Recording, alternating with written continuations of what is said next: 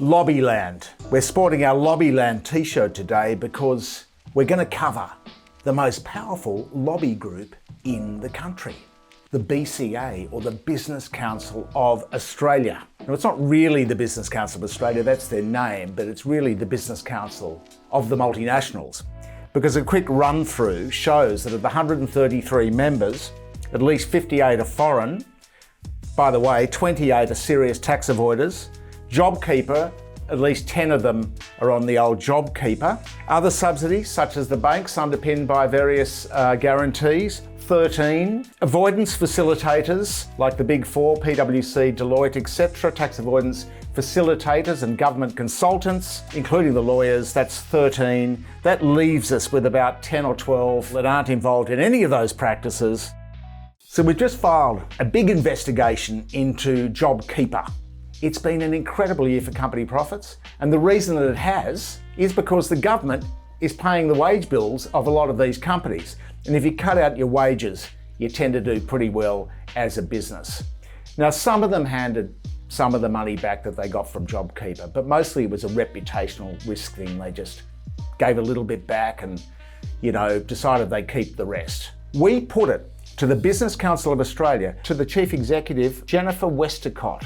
Jennifer, of course, is ubiquitous. You'll see her all the time on Sky News, in the Australian, in the Fin Review, any of the business press, any and all of the business press. She is absolutely prolific when it comes to media appearances, but Jennifer didn't want to respond to our telephone calls or even bother dignifying an emailed bunch of questions with a response. Nonetheless, the BCA claims on its website, and we quote them, "The Business Council will actively collaborate with other community and business groups, blah, blah, blah, blah, blah." Well, are we not a community group? We are a business group. Stonewalled, entirely stonewalled.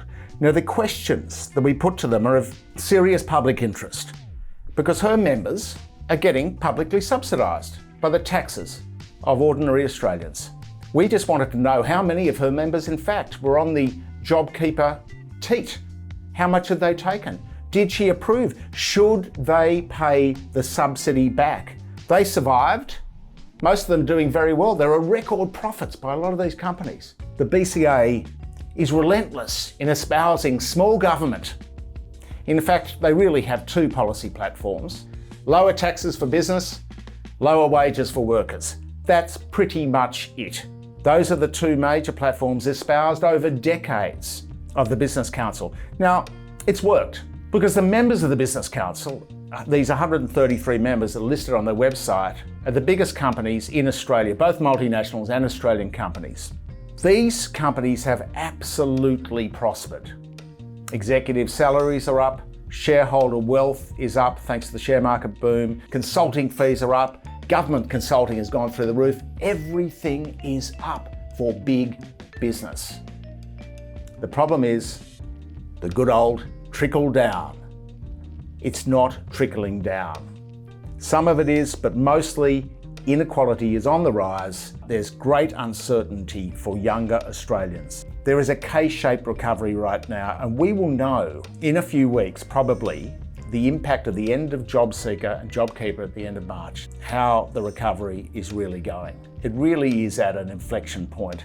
The other thing which is interesting about the Business Council is that it is Australia's, wealthiest union, but it's the only union where the members don't pay their own membership fees. Most other unions, if you're a worker in a union, you pay your membership fees. The Business Council of Australia, the members are actually the chief executives themselves of these 133 companies. So in its mission statement, we work to ensure Australia is economically strong, to support a fair, free and inclusive society for all Australians. No, that is completely wrong. They work for the purposes of their members, Australia's largest corporations, almost half of them, which are owned by foreign corporations that are even bigger. This is not really the Business Council of Australia. This is a club of multinational vested interests that want to see lower wages, They also want to see lower corporate taxes because they say that if you lower corporate taxes, the wealth is going to trickle down. The wealth has not trickled down. The wealth is not trickling down. Yet nobody is calling them, or very few people are calling them, on this bent ideology, neo-liberalism. Part of the problem is the mainstream media, the messengers, all the business press and all the large corporate media institutions are on this bandwagon. They are pushing exactly the same view because it suits their commercial interest. Does it suit the Australian public? We've had decades of trickle down now. It hasn't worked. Australia has ridden the coattails of a super boom from China. High commodity prices, that is pure luck. That is the lucky country. That doesn't get reinvested, that money just goes offshore. And if you were to examine the financial statements, as I have of probably 20 or 30 of these companies, members of the BCA, you will find that they are aggressive tax avoiders and that a lot of money, a lot of the wealth that they make in Australia is funneled overseas, often to tax havens. These people do not have the interests of ordinary Australians at heart. Like this video if you want us to keep exposing corporate hypocrisy.